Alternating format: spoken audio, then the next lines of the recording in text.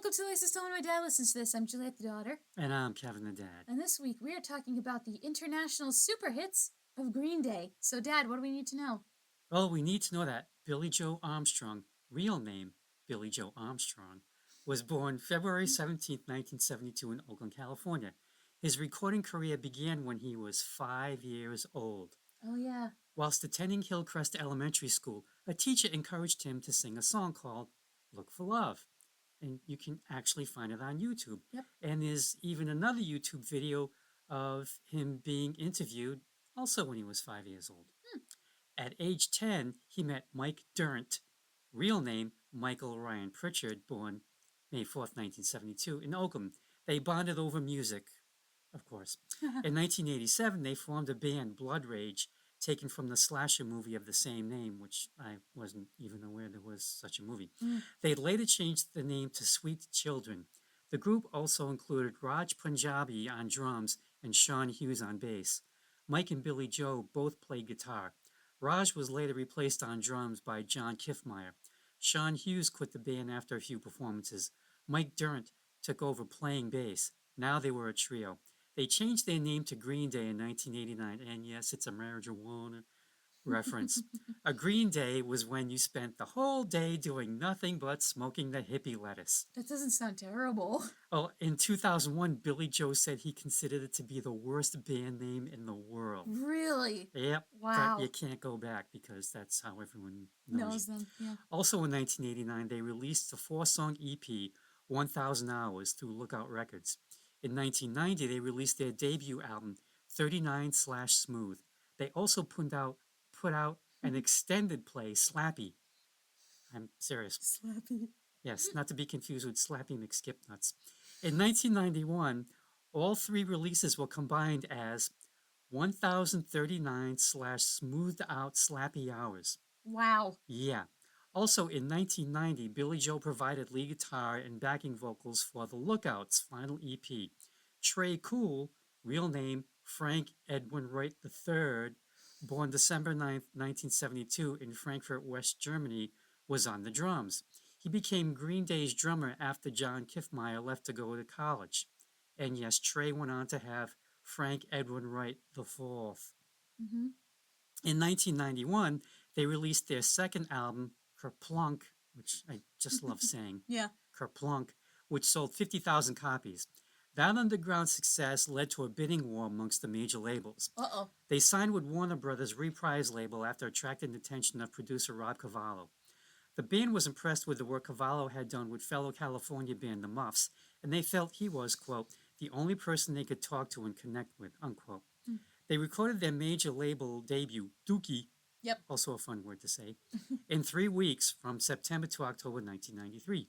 Dookie was released February 1st, 1994.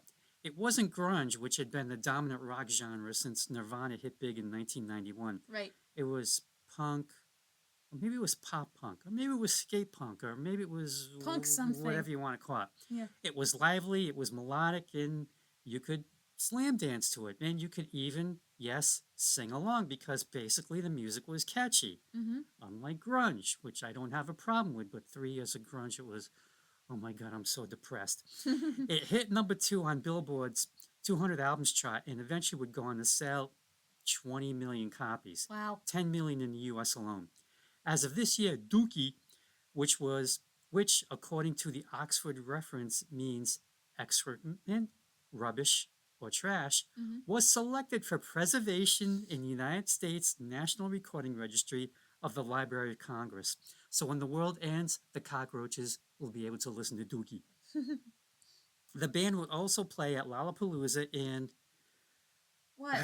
Woodstock 94. Oh, yeah. I forgot about that. Once wasn't enough. In 1995, Dookie won a Grammy for Best Alternative Album. Green Day's follow-up album, Insomniac, came out in October 95.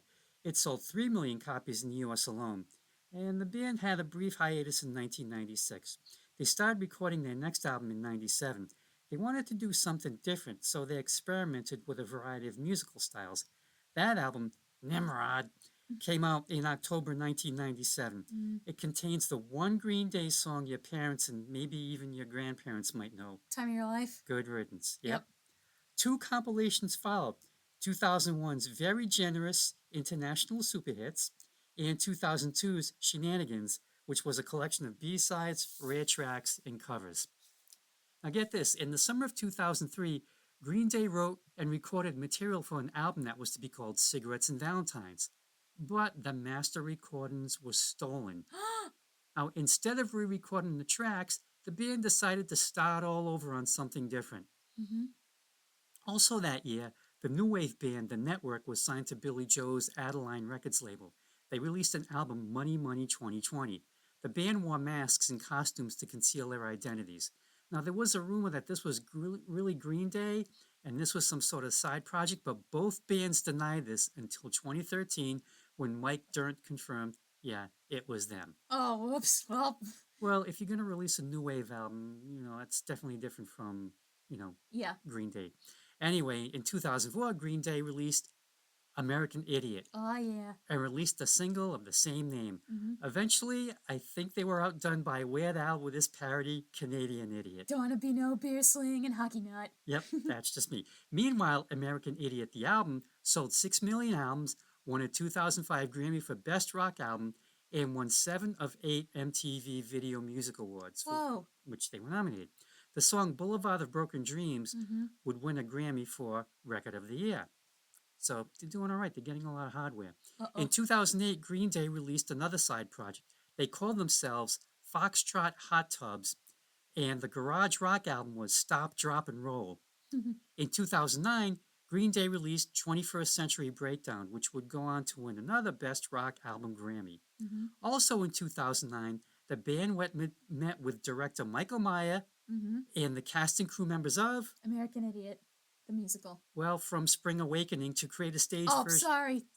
I thought you would know that. No, I do know that they were Spring Awakening, but I was just thinking because I watched some clips from the documentary yesterday. Okay, they went on to create a stage version of American Idiot. The Very musical. good, thank you.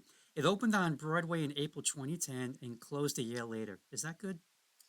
Being on for a year? That's about average, yeah. And Billy Joe eventually joined the show to play St. Jimmy. Okay. It won Tonys for Best Scenic Design and Best Lighting Design. Scenic design? What scene? What set is there? I don't know. Just a bunch of TVs and a bunch of stairs and a bunch of furniture. That's some bullshit. Well, maybe they were designed very well compared to whatever other plays were out there that year. The lighting was good, though. Yeah. Anyway, it would go on to win a Grammy for Best Musical Show Album. Okay, sure. Okay. Jess and Andrew did a whole episode of American Idiot. You can learn more if you listen to that. Okay. That's Musicals with Cheese. Now the cheese wheel. Oh, okay. In 2011, they released a live CD/DVD or CD/Blu-ray called Awesome As. In 2012, they released 3 albums, Uno, Dos, and Tre. The albums were released in September, November, and December of 2012. And they were the first to feature longtime touring guitarist Jason White as an additional studio musician. Oh, cool. In 2015, Green Day was inducted into the Rock and Roll Hall of Fame first time out. Deserved. No-brainer. Yeah. The band keep on keeping on, and their latest album is 2023 Saviors. As for me, I first heard Green Day on, of course, WBRU. back in 1994 with their song Longview. And I always liked the stuff I heard on the radio, but it wasn't enough to make me want to buy the album. Then, 7 years later, International Super Hits came out in November 13th, 2001, and I knew 18 out of the 21 songs listed on it, so no brainer. I had to get it. Yeah. And those 18 songs will be the focus of this podcast. Yeah. Now, as for the album itself, this is a best of done right. The songs are in chronological order, except for the first 2 sorta new songs. One is a re-recording of the song Maria, which was a B-side to Waiting. And it starts off with a little clip of the Billy Joe at 5 years old interview. And the other song was an unreleased track called Pop Rocks and Coke. Now, do you know about Pop Rocks and Coke? Yeah, people said, if you take the 2 of them together, it'll kill you. Yep, you'll die. Yeah. That was our version of the Tide Pod challenge back then, but at least the stuff was edible. The Andelmans did a parody of that once on the Phantom Gourmet episode, and Dan was like, "Okay, I'm gonna see if this works." And he, eats the Pop Rock, streaks the cookie, and goes, "I feel fine." And then they cut to the floor of the camera, and they just hear a boom noise, and his jacket and his pants go flying. And he's like, "Just kidding, I'm actually fine, nothing happened, but this isn't my real hair. I had to Velcro it on today." Oh, jeez. And then there's the song Macy's Day Parade, which I left off because I just never heard it on the radio. So there. There's also band credits, producer credits, and lyrics for every single song. So let's jump into this, shall we? Oh yes, let's. First track, Longview. The opening threw me off because it sounded like On Holiday from American Idiot. Billy's also got a bit of an English accent, doesn't he? Shows the influence of British punk bands. I think if this song was to come out nowadays, it'd be our tendency to scroll through reels on Instagram or TikTok videos or just surfing YouTube when we need to numb. But we can all relate to the song because there are days where you just feel like absolute shit and lack the motivation to dig yourself out of the hole. It's something I have to fight against so I don't succumb to my anxiety. And the saddest lyric, "When masturbation's lost its fun, you're fucking lazy." And he knows this is bad, but he's not motivated enough to change it. Some people need external motivation when they lack the internal. But his mother's not helping because when she tells him to get a job, he just sees her change the one she hates. A song that's relatable for everyone, whether we want to admit it or not. Mm-hmm. This is from Dookie. So yeah, out in Longview, California, Billy Joe is bored. He's really bored. He admits he's lazy in a house with unlocked doors, but he just can't get himself motivated to do anything. Mm-hmm. And it seems like he doesn't care enough to get up and do something or anything. Mm-hmm. And the verses are anchored by Mike Dirnt's unforgettable fluid bass line and Trey's quiet tom-tom drumming. Mm-hmm. Then we get to the choruses and the band just explodes, probably mirroring Billy Joe's frustration. Mm. This also kind of like mirrors Nirvana's soft, loud, soft approach on a lot of their songs. Mm. But Green Day is more melodic, and I love Nirvana. Yeah, and as for Billy Joe singing, the first time I heard this song, I thought, oh, British punk band. Nope. Nope. Just Billy Joe trying to sound British, I guess. His inner Joe Strummer. Eventually he'd stop trying and, find his own voice. Well, he still lets it slip out every now and then. Like when Ringo got inducted in the Hall of Fame the same year, there's like a behind-the-scenes video where his English accent slips out a little bit that he likes to do for fun. Next track, Welcome to Paradise. Great to be here. Mommy's little boy moved out, and oh boy, is he scared. Well, the neighborhood he calls home is basically a shitbox, but he's beginning to call it home. Why? Because even if it's kind of terrifying, at least it's his place.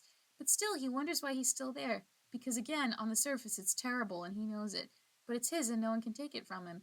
It's not exactly paradise, but it's what he's got, and he's sticking to it. Because no matter what, there's no way in hell he's moving back into that basement. To which I say, 1, good for you, and 2, stay safe. Mm-hmm. This is also from Dookie.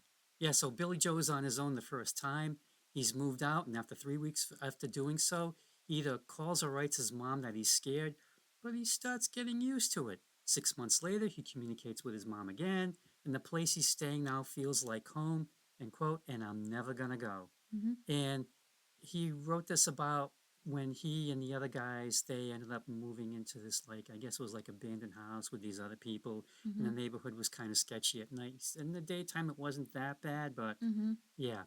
The song starts out rocking and doesn't let up till the break when we get a bass solo, and Trey is killing it on the drums like a punk Keith Moon. Yeah, I said it. He is. He is. Okay. Next track, Basket Case. Okay, my favorite version of this song will always be the cover by Postmodern Jukebox, which I adore. It's given the musical style of the late 1950s with a backup band and a solo lady singer. I love how it's giving the impression of a Stepford wife on the brink of snapping mentally. As for the original version, I think listening to it for the podcast made me appreciate the lyrics more. I do not have anxiety disorder, but I do have bouts of anxiety, and the lyrics, "It all keeps adding up, I think I'm cracking up," resonate. What also resonates is how everyone is tired of hearing Billy vent about it, or from their point of view and his whine about it. It only gets to be a problem when you don't take steps to get help and learn how to live with it. But if you're too paralyzed by it to do anything else, you're kind of stuck in this hellish loop. So grateful I listened to that version, but PMJ will always be my preferred one. Uh-huh. This is also from Dookie. So yeah, Billy Joe wrote this about his anxiety before he was diagnosed with panic disorder. He said the only way he could make sense of what was going on with him was to write about it. Mm. Do we have time to listen to him whine? His thinks he needs more sex. Laura tells him his life's a bore and quit whining already. Mm-hmm. Billy Joe's playing rhythm guitar to match Mike's bass playing, but it's really Trey's show here. And again, he just goes full moon. It's a great rocker. And yes, Weird Al worked this into his The Alternative Polka in 1996. Oh, okay. And I did listen to the postmodern jukebox version, which I thought was okay. And yeah, I can definitely appreciate from a Stepwood wife point of view. Yeah. But I just like the original a lot better. But you did say that the PMJ one made you understand the lyrics for the first time. Well, yeah, and the thing is, though, I have a booklet with the lyrics, but do you think I ever bothered looking at the lyrics? Nope. Not until we had to do this podcast. Next track, When I Come Around. I don't really have much to say about this one. Maybe because for the track so far, this is the most laid back, and I was just vibing to the music, and I didn't really pay attention to lyrics, which I guess makes sense because it seems like the character is kind of wandering perpetually. So if you got something to say, go right ahead. Mm-hmm. This is from Dookie, and I thought it was like someone's a little bit needy for Billy Joe, and he just wants to do some stuff by himself and tells this person, I'm just roaming for the moment, and not to get uptight about it. No need to search the world around, because you know where I'll be found when I come around, so he'll be back, but don't panic. I mean, geez already. Anyway, musically, yeah, this is pretty laid back, Mm-hmm. but When I Come Around would go on to be their second best-selling single of the 90s. Can you guess what was number one? What? Can you guess? What? We'll find out a little later. Okay. Fun fact, when this song came out, someone asked Nick Lowe, who had produced quite a bit of punk in the first wave back in the 70s, what was the difference between punk then and now? And he answered, Green Day can really play. And they can. Yeah, they they can. mix it up, and you need to be able to do that to survive, or you're gonna wind up like the Ramones, who, as much as I love them, they just kind of sealed their fate by not expanding musically. And that's what saved the Clash. I mean, they were already doing that on their debut album, going into reggae. And when they came out with London Calling, a lot of people were upset, like, Oh, you sold out, man. yeah, basically. But it's like, no, you need to expand to, I guess, to survive, to grow, to develop. You gotta do that. Okay. Next track, She. She? She. The most relatable lyrics were, Are you locked up in a world that's been planned out for you? And all her doubts were someone else's point of view. From my perspective, I feel like this is the good girl who's trying to do everything right and is riddled with anxiety until she just can't take it anymore. It's also one of their quieter songs, which took me by surprise, but it feels like a therapy session in song form, but more lying on the couch therapy than John Lennon's scream therapy. This is also from Dookie. And Billy Joe wrote this about an ex-girlfriend. And the band is just wailing away, and it's over in 2 minutes and 14 seconds. But man, it rocks. And if your head isn't bobbing up and down to this song, seek medical attention immediately. Next track, J.A.R. I found this song inspiring, actually. A man loses his friend, and everyone around him asks, Doesn't this make you rethink about how you want to live your life? And he says no, because he knows who he is. He thinks that the way he lives is all right, and he's got to do what's true to his heart. And every now and then he'll have a couple of days, but at the end of the day, he's going to stay the course. What happened to his friend was sad, but he's not going to let it dictate how he lives his life. A very good message. This is from the Angus soundtrack, because apparently there was a movie called Angus. Okay. Mike Dirnt wrote this about his friend Jason Andrew Revler, hence J.A.R., who had committed in a car crash. People tell Mike that he has to live because life goes on, as cliche as that sounds. And he just decided he's got to live it up while his life goes on. And he says, and I think it's all right that I do what I like because that's the way I want to live. It's how I give and I'm still giving. And I thought it was interesting how the last line of the song doesn't get finished. It's all I want to do is ding on the right symbol from Trey. And the band is rocking on this one. And yes, props to Trey, crushing it as usual. Next track, Geek Stink Breath. My favorite comment on YouTube on this song that completely missed the point is the one that says, Who else decided that drugs were cool at an early age? Thanks, Green Day. Elementary school ruled. Which, dude, you totally missed the point. This song gets into the bitter reality of being on methamphetamine. Scabs all over your skin and your teeth rotting in your mouth and your blood feeling absolutely sour. I actually think it's a good anti-drug song. The catchiest part is easily the chorus. And I find it funny how the line wishing in one hand and shit in the other got past the censors because they couldn't make out what the lyrics were. It's hilarious. Yeah, Geek Stink Breath from Insomniac. And Billy Joe, he tells us he's on a mission to lead a path of self destruction, and maybe methamphetamine is here to help. One side effect is really bad breath, hence the title, because geek is slang for meth. Another side effect is it rots your teeth. Yep. And Meth in mouth. one video version, they show a friend of theirs getting their teeth pulled at the dentist office, and pretty graphic from what I've heard, and I just can't watch that. I Me just neither. don't like dentist stuff in any way, shape, or form. Mhm. And yeah, I go twice a year. Musically, this is pretty straightforward. Nothing that makes you stand up and go, whoa, but it's a solid song nonetheless. Next track, Brain Stew. Fun fact, I listened to this song after having a rough night of sleep before I put it on. So I was just listening to Billy Joe talking about how he's been trying to count sheep, but he can't count anymore and his eyes are bulging out of his skull and he's just restless. And it just bogged me down in the feeling of restlessness. Only for him, it's worse because it's insomnia. For me, it was just one bad night of sleep. So yeah, this was a rough song to sit through after that. Don't recommend listening to this song after just coming out of a bad night's sleep. And how about Jaded? Oh yeah. Next, Jaded. Now, if we're treating this and Brain Stew as one combined song, then yeah, Insomnia would make you pretty jaded like this. This song is pretty nihilist and gets it done with the punk attitude of the world is broken, I'm mad as hell, which serves its purpose. In and out, gets it done, but one where you really need the subtitles. This is from Insomniac, and Brain Stew and Jaded were released as a joint single as Brain Stew segues right into Jaded, seeing as Jaded is only a minute and a half long. Now, Bill Joel wrote this about, yes, dealing with insomnia. And I think the band puts the idea of insomnia across well with their playing. It almost kind of sounds like they're keeping time like a clock ticking, and you're trying to get to sleep, and time is just crawling, and then it gets really quiet, and you just hear that damn clock ticking away, and you're lying on your back wondering, when am I going to sleep? Good God. And I think, correct me if I'm wrong, feel free, but this is my opinion. I think Jaded is the nightmare Billy Joe has when he finally drifts off. Oh, interesting. Okay. And the music is manic to match the scenes, and it's over in a minute and a half. And I think after that point, Billy Joe wakes up realizing that only that much time has passed, that he's been unconscious, even though it probably seemed longer. And he's sleepless once again. Yeah. Sorry, Billy. Next track, Walking Contradiction. This song explains the concept of contradiction better than Alanis Morissette's Ironic will ever explain irony. Oh, isn't that ironic? You think? My favorite lyric here is, my wallet's fat and so is my head. Contradiction doesn't only apply to the wealthy, though. All of us are walking contradictions. That's what it means to be human. This is just a lampooning of how stupid we can look as we contradict ourselves. This also is from Insomniac. And Billy Joe is being contrary, I think, just for the hell of it. And he admits he has no belief other than that he's a walking contradiction and he has no right. And to me, it sounds like he's trying to keep the world at a distance, like he doesn't want to become involved in anything. Like if he has to believe in one thing, it might let him down, and then he can say, I told you so. So it's like whatever, you say black, he'll say white. You say up, he'll say down, whatever. And again, the band keeps it solid. Next track, Stuck With Me. Yeah, this song didn't do anything for me. I'm stuck with having to talk about it, only I've got nothing to say. I guess it's about society pushing him down, but they're stuck with him, and yeah, completely washed over me. Not impressed. Next. Okay.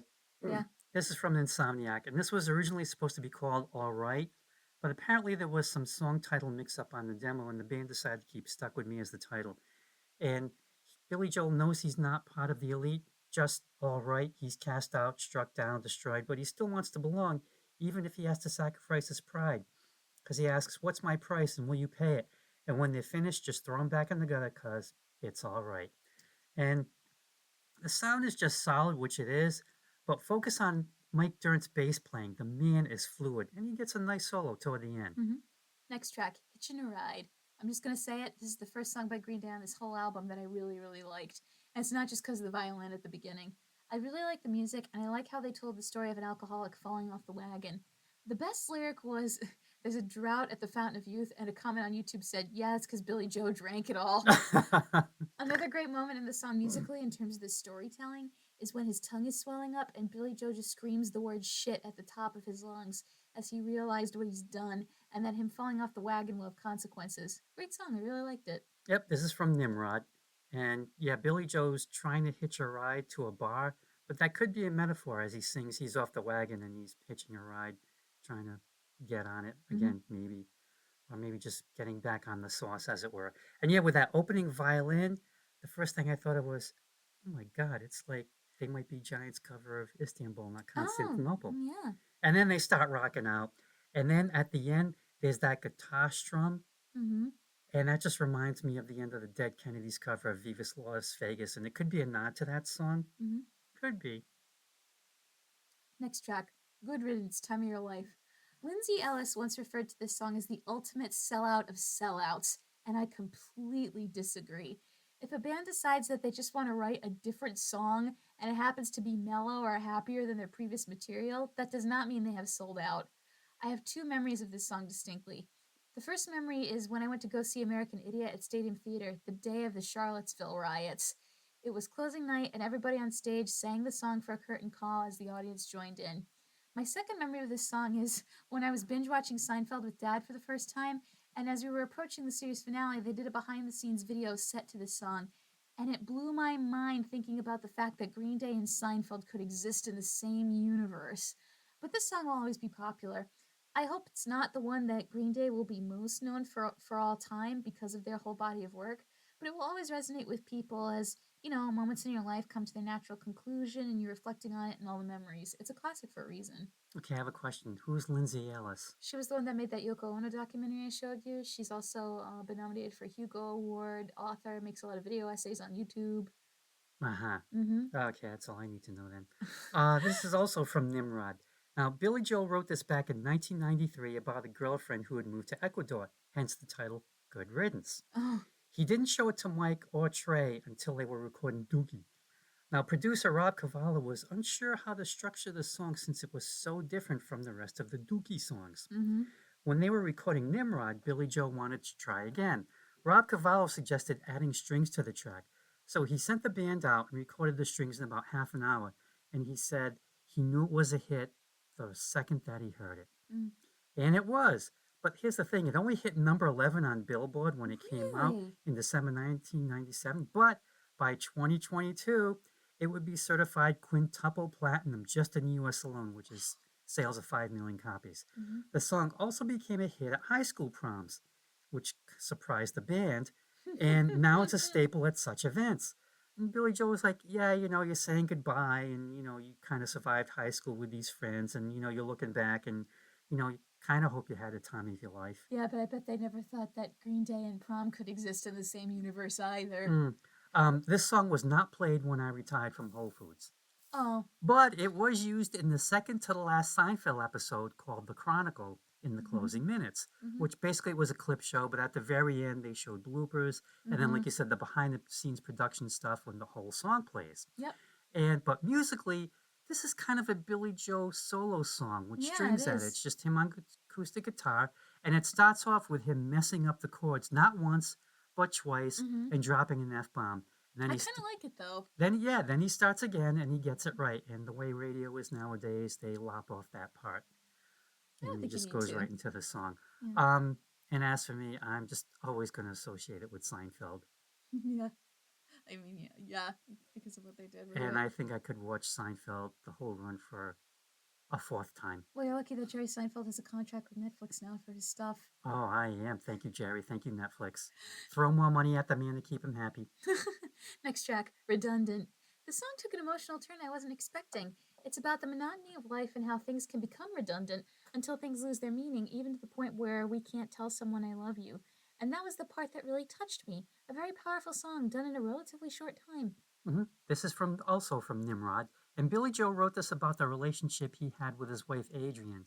The marriage was deteriorating, and they were arguing constantly. But they're still married. The relationship had fallen into a repetitious pattern, hence the quote, "We're living in repetition, content with the same old shtick again. Now the routines turn into contention." And 30 years later, yes, they are still married. I think they got help or something, or figured out what they needed to do. I mean, that's pretty rare in the rock world these days that, and musically, very straightforward rock. It's kind of like if you can make it to double digits in rock and roll or entertainment, you're doing pretty well. Also, fun fact, the song Last Night on Earth that he wrote for his wife Adrienne was the song that that Michael and Tom played for Green Day when they had to get their approval to do American Idiot. because they wanted to hear the arrangement of it. And Adrian's watching it with him, and it's really sweet. I'll probably show you after we're done recording. It's not that long. Mhm. Next track, Nice Guys finished last. Okay, so it's interesting to hear this song when the term nice guy has taken on a whole new connotation for my generation. Oh, yeah? Because according to Urban Dictionary, don't know if you've heard of this, nice guy syndrome is, quote, a spectrum social disorder that makes a man think he's entitled to a date or to have sexual relationships with women simply because he sees himself as a good person. Uh-huh. But I could definitely see how in the world, if you're an actual nice guy in a world of cynics, of assholes and bad boys, then you could be considered the outcast. That's a sobering point. Huh. Yeah. This is also from Nimrod. Mm-hmm. And yeah, the title pretty much describes the song, but the phrase has been around for ages.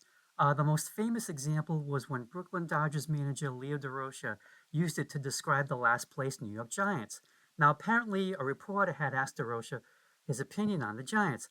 Now, he is supposed to have said, now this is how he said it, nice guys, period. Finish last, period.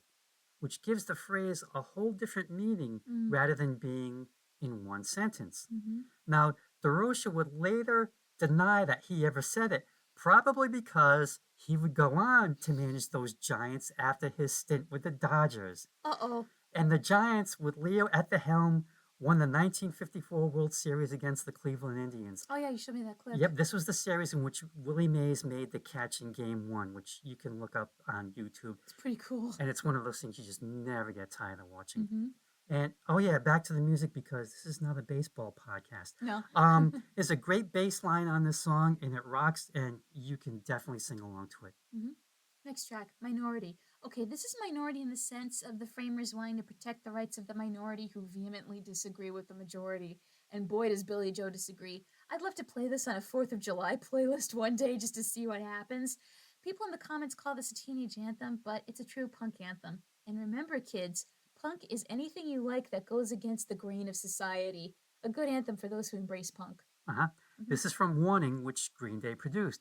Rob Cavallo got an executive production credit as he was kind of like more of an advisor, kind of like, do this, well, think about that, that sort of thing. Mm-hmm. So there's kind of a different sound. It's cleaner and more smoothed out, and it's a little less punk, more rock. Mm-hmm. It's fine.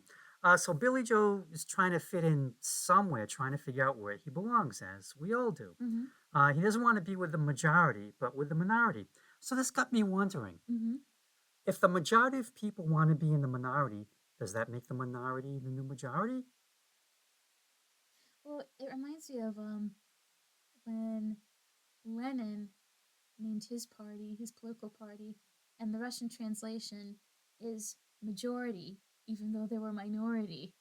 Which that's what that makes me think of. Just like, all right. Interesting. Anyway, so yeah, everyone has their own niche. And Billy Joe said that his rewrite of the Pledge of Allegiance was the start of the starting point at which the band's songwriting became more politically based. Mm-hmm. And it would get more so on their next album, American Idiot. Now, the song starts off with a folk-sounding acoustic guitar and then kicks in rocking, but it also ends with that guitar as well. And maybe this is just me, but the music kind of reminds me like of a kid's song in spots. Not a particular kid's song, I'd have to go back and listen to it. It just kind of sounds like one. And surprise, you know who's playing the accordion? Weird Al? Trey. Oh, okay. Next track, Warning. This reminds me of the one day I was working in the hospital when they tested the emergency phone system and a bunch of phones in the ED went off at the same time and the patients panicked because they thought the machines they were hooked up to suddenly broke. Oh. And we had to explain, no, this was just the test of the emergency system on the cell phones. But this one is, don't be alarmed, we're merely suppressing the populace to prepare for an authoritarian takeover. Better hope no libertarians hear this song and miss the point. The use of the air raid sirens is a nice touch. Reminds me of Franklin, to paraphrase, those who give up liberty to preserve their safety deserve neither liberty nor safety. And yeah, he meant that in the sense of pro-taxation and pro-defense at the time, but in and out of context, it's a good quote. A song that's as a little too chill as the authorities making these changes in people's lives overnight, so it fits the tone they're going for. Mm-hmm. Yeah, this is from Warning. Go figure. The idea was to make a song out of nothing but labels and signs, which for the most part it is, but then we get hit with question everything or shut up and be the victim of authority. Musically, this reminds me of major label Warner Brothers REM as opposed to indie label IRS REM. And I think it's because Green Day met with REM's producer Scott Litt about producing Warning, and they all got along, but eventually they agreed it just wasn't a good fit. They both had different ideas about what the album should be. Okay. So Green Day wound up producing it themselves, but I think they absorbed some of Scott Litt's production method. Okay. Final track, Waiting. I never noticed that the lyric about going downtown was a send up of Petula Clark, and it makes so much sense. In fact, a lot of the song is a send up of that. But what is he waiting for? The sense of independence or the sweet release of death? He sounds jubilant, so hey, maybe this is the start of a new trend for old Charlie Brown, especially with the lyrics about waking up. Maybe he's waking up to face a new day? A triumphant note to end on. Yep, this is from Warning. And Billy Joe's sure something's going to happen to him. Something big, life changing even. So is this basically their version of Something's Coming from West Side Story? I don't know. He says, I've been waiting a long time for this moment to come. I'm destined for anything at all. But I kind of looked at it as like, well, waiting doesn't make things happen. It's kind of like he's close to whatever it is. He's close to something, but it seems just a little out of reach. And I don't think he realizes that he needs to take that extra step to get it. And yeah, musically, yeah, this is supposed to sound like Petula Clark's song Downtown. I kept reading that everywhere. So I went and listened to Downtown. I can vaguely hear it. It's not note for note the same, but you can hear the similarities. Here's a fun fact. Petula Clark is 92 years old. Good for her. And she may still be performing. Yeah. All right, overall, I thought I'd be more impressed with Green Day. I think I was looking for what I found when I listened to the opening track of London Calling, or when I listened to Garbage Man by the Cramps for the first time. I thought I'd be filled with the urge to rock and jam, or at the very least stand up to free enterprise and fight the man. But at the end of the day, I only really liked Hitchin' a Ride. And I liked them more when I heard the American Idiot tracks as a teenager. So I would say if you're already into punk, or if you really like the musical American Idiot, give their best of a listen to discover more. Other than that, I think I'm good with the rest of their discography. Oh, okay, yeah. As for me, I think this is a great Green Day compilation because I was there at the beginning. I heard all these songs, like I said. And the thing is, it only covers their first 4 major label albums, but they got a lot of hits out of them. So do you like anything after those first? Well, here's the Okay, thing. yep. So I highly recommend this album. Okay, they did come out with another best of 2017's God's Favorite Band. Oh, yeah. And it has half of these songs on it, along with cuts from every post-Warning album up to 2015's Revolution Radio. So, yeah, I ordered it from the library. It came in. I have to go pick it up. I will listen to the later stuff and probably download at least all the American Idiot stuff. Anyway, there's 4 songs from American Idiot and then like 1 or 2 songs from the rest of the albums. What'd they pick from American Idiot? Do you remember? Boulevard of Broken Dreams, American Idiot. I know there's another song that's kind of sort of big that I can't remember. Wake Me Up When September Ends? No, I don't think so. Okay. Yeah, but On Holiday? I can't remember. We'll find out. But I'll have it tomorrow. Yeah. But for me, international hits, this is the juice. Not just hits. Oh yeah. Super hits. International super hits. Yep. Sorry. It's okay. And they are international. Yeah, they are. And they are super. And they are hits. So hey, it lives up to the title. All right. Well, as always, thank you for listening to the latest installment of My Dad Listens to This. Remember to like, comment, subscribe, and all that jazz, because the more you interact with the video, I should say, the greater chance we have of appearing on the YouTube homepage. If you also notice Dad censoring himself, that's because we really don't want YouTube to take us down. Please keep us, YouTube, our beloved overlord. We're doing the best that we can. God damn it. If you follow me on social media, I post the episodes there. If you're friends with my dad, tell him what you want to listen to, and you can send an episode right to your inbox. Okay, as always, thank you for listening to the latest installment of My Dad Listens to This, and we'll be back next time with another album to pick and gripe about. Dad, anything you want to say before we sign off? Yeah, listeners, I hope you had the time of your life listening to this episode, and if not, good riddance.